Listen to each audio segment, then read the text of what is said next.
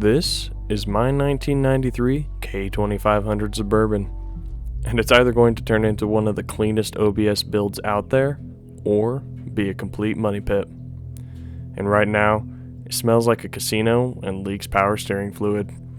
This isn't just a random project. I needed something that could actually do everything. 4-wheel drive, tons of space, and a platform that's simple enough to rebuild the right way. Something I can take anywhere and actually use with my family.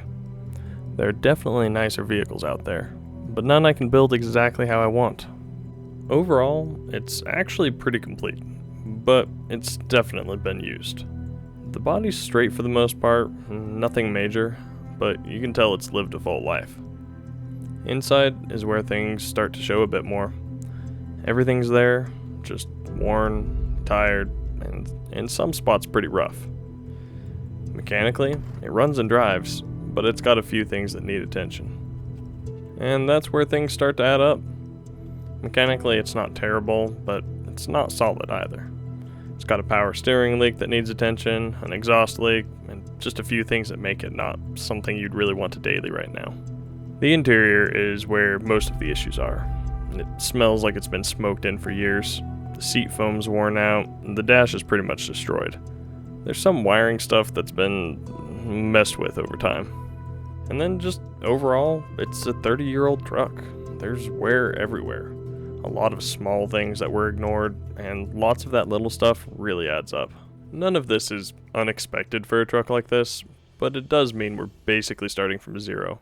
But that's also kind of the point. The goal of this build isn't to just fix it. It's to completely change how this thing feels to live with. First step is making it reliable. Fixing leaks, getting everything solid so it's something I can actually trust. Then I want to focus on comfort. Sound deadening, cleaning up the cabin, making it feel quiet, more like a modern SUV. Interior-wise, I'm not going over the top. Just clean, functional, and actually nice to spend time in.